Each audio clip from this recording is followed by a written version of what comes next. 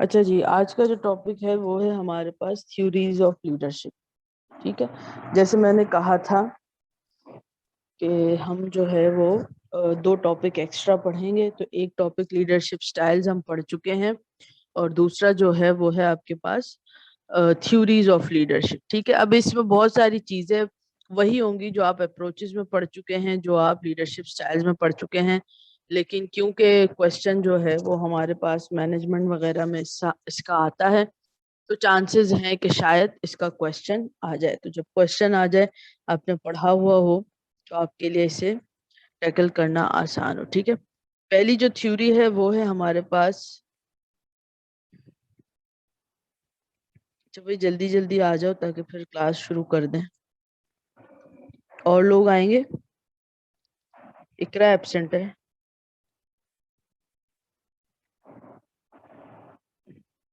आवाज क्लियर है मेरी?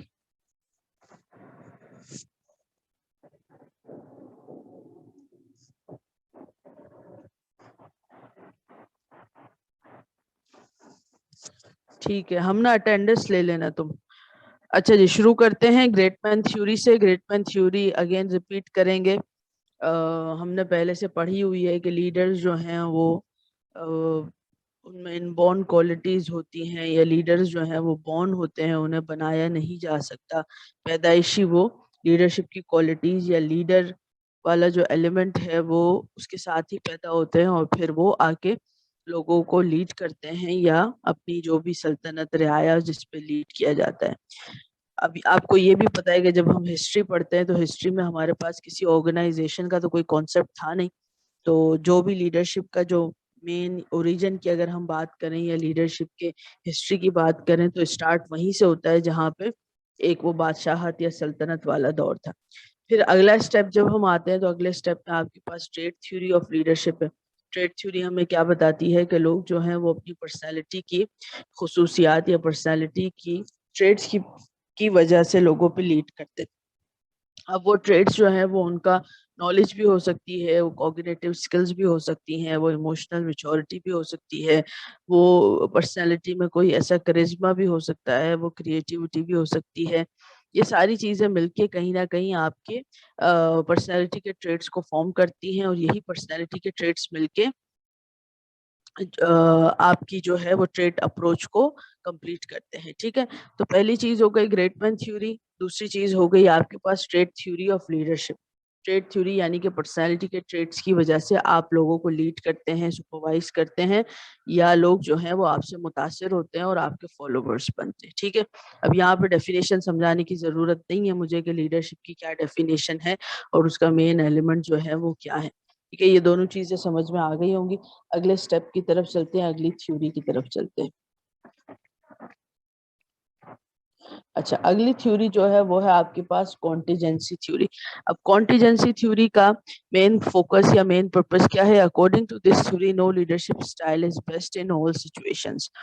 जो हमने पिछले जितने भी लीडरशिप स्टाइल्स पढ़े थे, कॉन्टिजेंसी का के मानने वालों का ये कहना है कि कोई भी लीडरशिप स्टाइल ऐसा नहीं है जो हर सिचुएशन में फिट हो जाए। ठीक है, तो अब जब हर सिचुएशन में फिट नहीं हो रहा, तो यहाँ पे लीडर के अंदर वो स्किल्स होनी चाहिए कि वो अपनी स्किल्स का इस्तेमाल करके सिचुएशन टू सिचुएशन अपनी पर्सनैलिटी को, अपने लीडरशिप स्टाइल को वेरी करें। ठीक है, जैसे कि यही टॉपिक मैंने सुबह वाली क्लास में भी पढ़ाया, बीकॉम में पढ़ाया, मैनेजमेंट में, यही टॉपिक मैं आपको पढ़ा रही हूँ।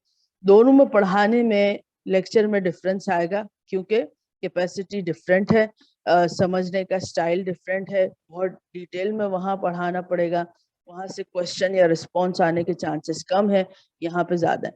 तो एक ही चीज को पढ़ाने के दोनों जगह स्टाइल जो है वो डिफरेंट हो जाएंगे। अगर डिफरेंट नहीं होंगे तो बात उस तरीके से डिलीवर नहीं होगी। ठीक है, यहाँ बहुत डिटेल में नहीं पढ़ाया जाएगा, क्योंकि पहले से ये तस्वुर किया जाता है कि आपको बहुत सारी चीजें समझ में आती हो। कोशिश की जाएगी कि वहां पे जब पढ़ाया जाए तो अल्फाजों को मीनिंग के साथ पढ़ाया जाए, कि एक चीज का मीनिंग भी समझाया जाए, क्योंकि वहां पे मेच्योरिटी लेवल, अंडरस्टैंडिंग लेवल वैसा नहीं है।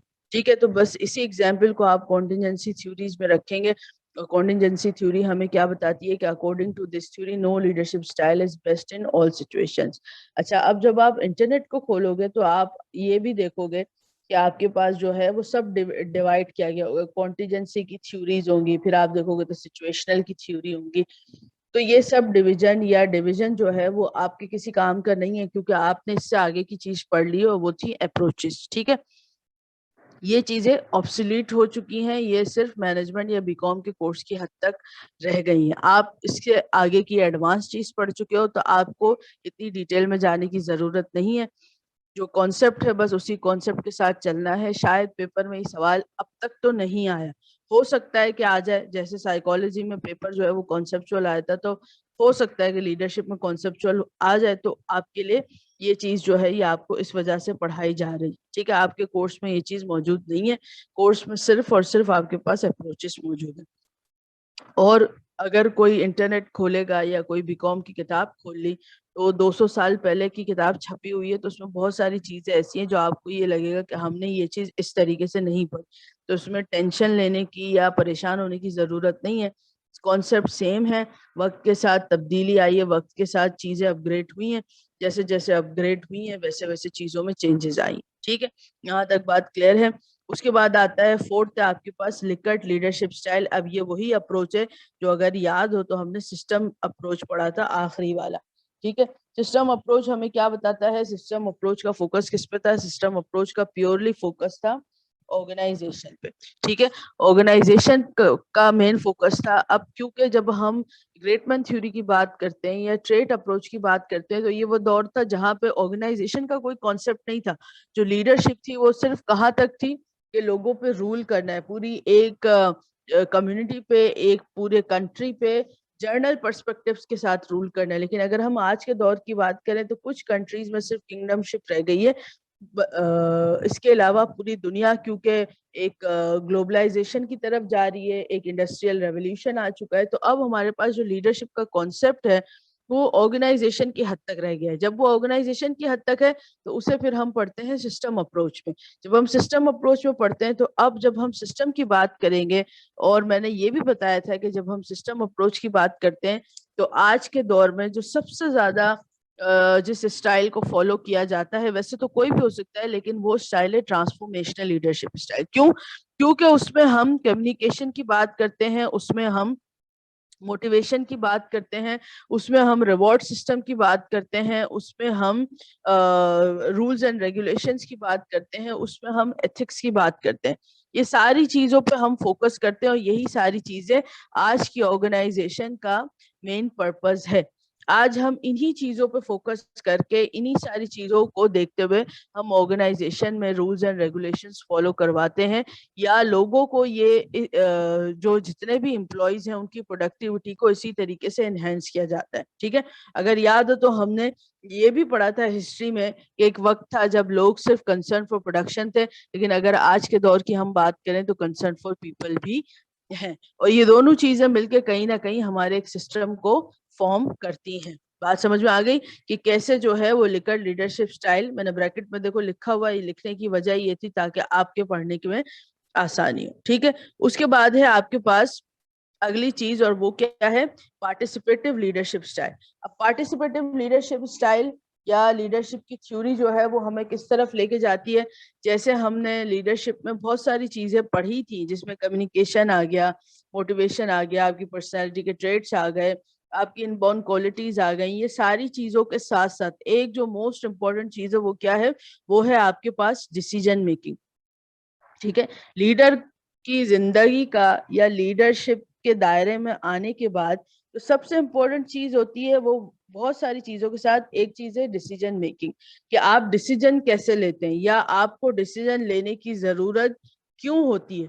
जब आप लीड करते हैं लोगों को या लोग आपको लीड कर रहे होते हैं तो कहीं ना कहीं डिसीजन तो होता है। अगर आप टीचिंग में भी देखें, टीचिंग और स्टूडेंट का, एक टीचर और स्टूडेंट के रिलेशन में भी कहीं ना कहीं डिसीजन लेना है। टीचर को डिसीजन लेना है कि मैंने कितना कोर्स पढ़ाना है, फिर उसके बाद कितने टेस्ट लेने हैं, कितने एग्जाम्स लेने हैं, एग्जाम्स कितने कंडक्ट करने हैं। ये सारी चीजों का क्या है? कहीं ना कहीं डिसीजन मेकिंग है। अब जब हम पार्टिसिपेटिव लीडरशिप स्टाइल की बात करते हैं तो पार्टिसिपेटिव लीडरशिप स्टाइल में डिसीजन भी बहुत सारे तरीके के होते हैं। अब वो जो लास्ट क्लास में हमने लीडरशिप स्टाइल्स पढ़े थे उनको थोड़ा सा दिमाग में लेकर आओ। तो उसमें हमने क्या पढ़ा था कि कुछ डिसीजन ऐसे होते हैं जो मैनेजर खुद से लेगा, ठीक है। कुछ डिसीजंस ऐसे होंगे जिसमें मैनेजर इन्वॉल्व करेगा अपने जिन लोगों को ये मैनेज कर रहा है, जिन लोगों को लीड कर रहा है, उन्हें इंगेज किया जाएगा, लेकिन डिसीजन मैनेजर का अपना खुद का होगा। ठीक है। कुछ सिचुएशंस ऐसी भी होंगी कि जिसमें इंगेज करके जितने भी लोग उसके अंडर में काम करें उनसे ही कहा जाएगा कि आप खुद से डिसीजन लें। ठीक है। तो मेन फोकस अगर हम पार्टिसिपेटिव लीडरशिप स्टाइल की बात करें तो इसका जो मेन पर्पस है वो क्या है, वो है डिसीजन मेकिंग। ठीक है। अब इसकी कुछ टाइप्स यहाँ पे लिखी हुई हैं, ये टाइप्स जब आप पढ़ेंगे तो आपको पता चल जाएगा कि डेलीगेशन भी है, जॉइंट डिसीजन भी है, कंसल्टेशन भी है और ऑटोक्रेटिक भी है। ठीक है, बात समझ में आ गई। उसके बाद छठा है आपके पास लीडर मेंबर एक्सचेंज थ्योरी। अब ये चीज हमें क्या बताती है,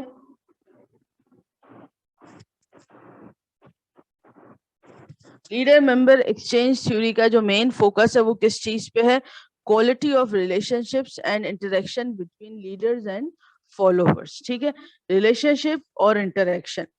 अब ये तो एक जर्नल कॉन्सेप्ट भी है जो हम साइकोलॉजी से पढ़ते हुए आ रहे हैं कि अगर आपने किसी को ऑब्जर्व करना है तो ऑब्जर्व करने के लिए सबसे इम्पोर्टेंट चीज क्या है कि आप ऑब्जर्व तो करेंगे अपने तमाम सेंसेस का इस्तेमाल करके, लेकिन सबसे इम्पोर्टेंट चीज है आप उससे इंटरेक्ट करें, उससे कम्युनिकेट करें। जितना अच्छा कम्युनिकेशन होगा उतना आप सामने वाले को अच्छे तरीके से जान सकते हैं।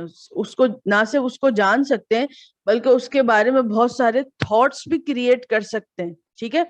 तो अब ये जानना, ये जर्नल कॉन्सेप्ट जब हम लीडरशिप पे या हम ऑर्गेनाइजेशन पे रखेंगे तो यहाँ पे क्वालिटी ऑफ रिलेशनशिप बहुत इंपॉर्टेंट है। जितना अच्छा रिलेशनशिप फॉर्म होगा लीडर और फॉलोवर के दरमियान उतना ही अच्छा आप प्रोडक्टिविटी दे सकते हैं। ठीक है। अब इस लीडरशिप के रिलेशन को लीडर या फॉलोवर के रिलेशनशिप को फॉर्म करने के लिए भी बहुत सारे फैक्टर्स हैं। ये भी डिपेंड करता है कि पहले आप सामने वाले की पर्सनैलिटी को जानें। जब आप पर्सनैलिटी को थोड़ा सा अंडरस्टैंड करते हैं तो फिर आप इस चीज का बहुत अच्छे तरीके से अंदाजा लगा सकते हैं कि आपने अपने किस तरह के क्वेश्चंस को पूछ के सामने वाले पे जो है वो इम्प्रेशन क्रिएट करना है, इम्प्रेशन फॉर्म करना है, इम्प्रेशन मैनेज करना है और उससे से ज्यादा इंफॉर्मेशन गैदर करनी है। ठीक है। तो इसका जो मेन फोकस है लीडर मेंबर एक्सचेंज थ्योरी का, ये focus the quality of relationship and interactions between leaders and followers. ठीक है। मेन पर्पस क्या है, कम्युनिकेशन है, इंटरेक्शन है। अब कम्युनिकेशन आपने बिजनेस कम्युनिकेशन भी पढ़ी होगी जिसमें वर्बल, नॉन वर्बल, लिसनिंग, ये सारी चीजें कहीं ना कहीं इसको जो है वो इस पूरे कॉन्सेप्ट को जो है वो क्लियर कर देंगी। बात क्लियर है? यहाँ पे 2-3 सेकंड का पॉज लेंगे, किसी का कोई क्वेश्चन हो तो वो पूछ ले। ठीक है, आसान सी चीजें हैं, डिस्क्रिप्शन बहुत आसान लिखा हुआ है, अगर आप पढ़ेंगे तो आपको बात समझ में आ जाएगी। इंपॉर्टेंट पॉइंट्स जो है मैंने हाईलाइट भी कर दिए हैं। ठीक है, ताकि वो लेक्चर लिखने वाला एलिमेंट भी आपका इसमें कंप्लीट हो।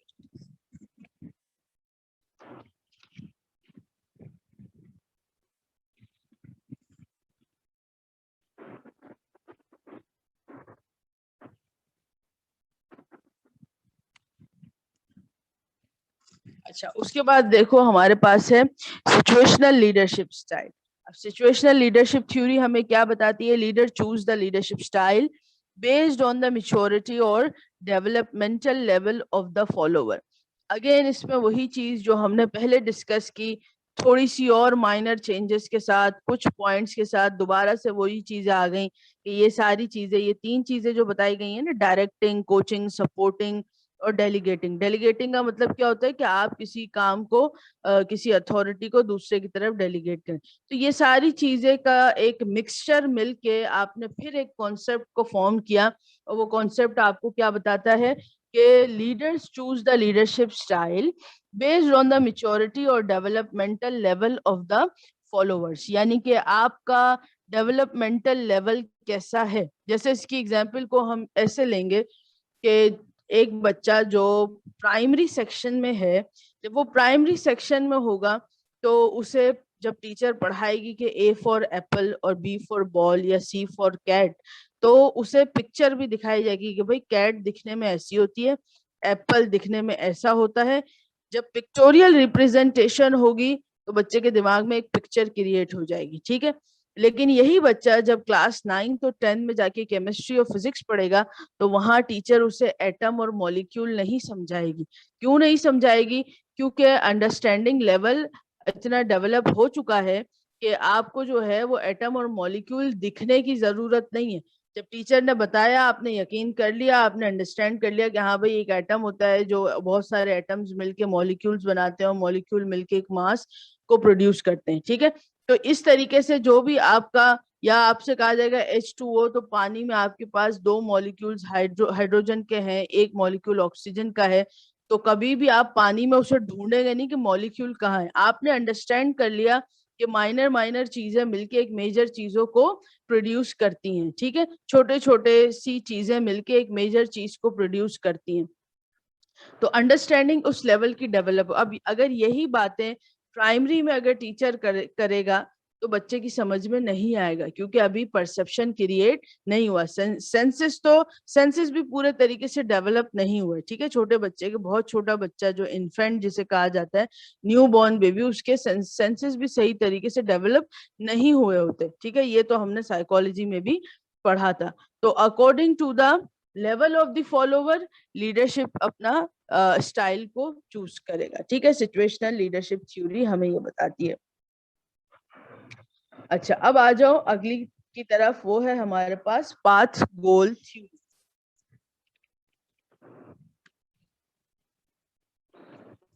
अच्छा, अब नाम से ही देखो कि आपको अंदाजा हो जाएगा कि यहाँ पे इसका मतलब है रास्ता, और इसका मतलब क्या है, आपके ऑर्गेनाइजेशन के गोल्स, ऑब्जेक्टिव्स।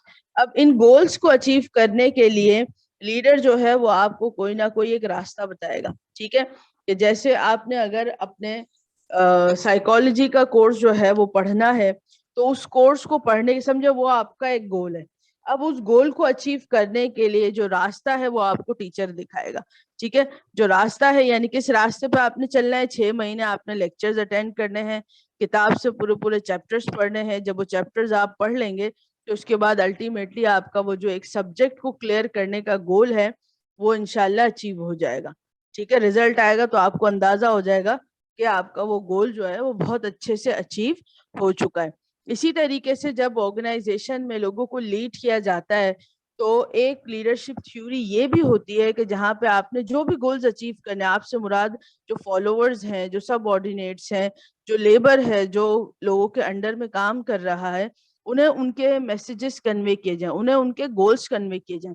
ना सिर्फ कन्वे किए जाएं बल्कि उन्हें फुलफिल करने के लिए कोई ना कोई रास्ता भी बताया जाए, ठीक है। जब मैं आपसे कहूं कि आपने इस जगह से इस जगह तक पहुंचना है, आपने सदर जाना है, अब जिन लोगों को रास्ता नहीं पता तो वो क्या करेंगे, वो ये करेंगे कि या तो कोई गाइड आपके साथ बैठे जो आपको गाइड करे कि अब आपने इस गली से लेना है, फिर इस रोड से लेना है, या फिर आप गूगल मैप ऑन करेंगे तो गूगल मैप आपको जो है वो रास्ता दिखाएगा कि आपने यहाँ से होते होते और फिर अपनी डेस्टिनेशन पे पहुंच जाना है। बिल्कुल इसी एग्जाम्पल को हम ऑर्गेनाइजेशन में भी रखेंगे, जहाँ पे आपको रास्ता बताया जाएगा अपने गोल्स को अचीव करने के लिए, ठीक है। क्लियर है यहाँ तक?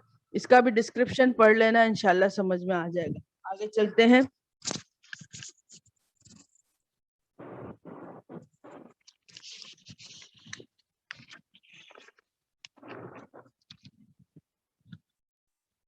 अच्छा, अब ये देख लो, अगली जो है वो हमारे पास सर्वेंट लीडर है और ट्रांसफॉर्मेशनल लीडर है।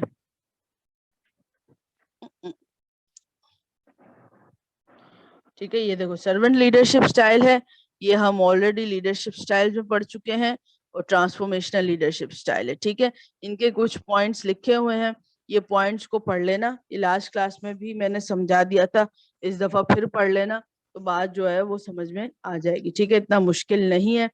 नेक्स्ट क्लास के लिए जो है वो ऐसा करो कि ये मैं नोट्स सेंड कर दूंगी, नोट्स को जो है वो अच्छे से पढ़ लेना।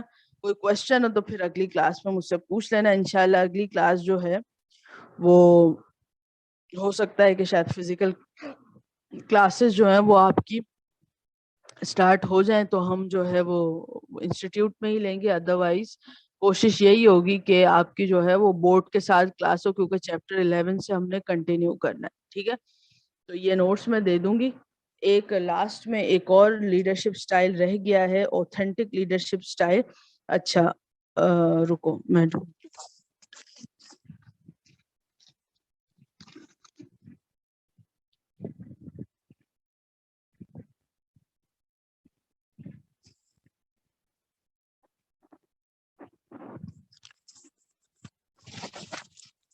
Authentic leadership style. अब ऑथेंटिक लीडरशिप स्टाइल ने दो चीजों पर फोकस किया, एक है आपकी साइकोलॉजिकल कैपेसिटीज और दूसरी है एथिकल क्लाइमेट। ठीक है, अब ये दोनों पॉइंट जो हैं वो आपको पता है पहले से कि साइकोलॉजिकल कैपेसिटीज क्या होती हैं। साइकोलॉजिकल कैपेसिटीज में हमारे पास वो तमाम चीजें आ जाएंगी जो हमने साइकोलॉजी के कोर्स में पढ़ी हैं। उसमें आपके इमोशंस आ गए, उसमें आपकी पर्सनैलिटी डेवलपमेंट आ गई, उसमें आपकी कॉग्निटिव स्किल्स आ गई, उसमें आपकी सोशल साइकोलॉजी या आप जो जिस तरीके से सोसाइटी में मूव करता है एक इंडिविजुअल और अपनी पर्सनालिटी से वो क्या इम्पैक्ट डालता है, वो सारी चीजें आ गई। और उसके साथ साथ आपके पास जो है वो है एथिकल क्लाइमेट, क्या सही है क्या गलत है। इन दोनों का कॉम्बिनेशन मिलके जब एक इंडिविजुअल किसी ऑर्गेनाइजेशन में काम करता है तो वो अपनी प्रोडक्टिविटी किस तरीके से देता है। बात समझ आ रही है कि इन दोनों का कॉम्बिनेशन मिलके जब कोई इंडिविजुअल, चाहे वो लीडर हो चाहे वो फॉलोवर हो, जब वो किसी एक प्रॉपर जगह पे काम करेगा तो वो किस में आएगा, ऑथेंटिक लीडरशिप में आएगा। ठीक है, तो यहाँ पे ये टॉपिक जो है वो कंप्लीट हो गया। बहुत डिटेल में मैंने नहीं समझाया, डिटेल में समझाने की जरूरत भी नहीं है। बहुत सारी चीजें आपको पहले से पता है, बहुत सारी चीजें पढ़ने के बाद समझ में आ जाएंगी। ठीक है, तो ऑनलाइन क्लास में जो है वो इतना ही मिलेगा। ठीक है, तो नोट्स में सेंड कर दूंगी।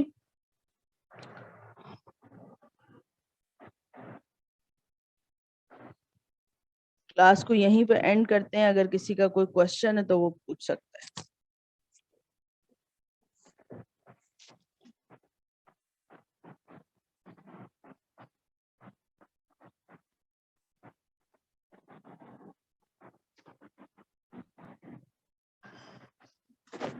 ठीक है जी, सब क्लियर है तो फिर क्लास को एंड करते हैं। अल्लाह हाफिज।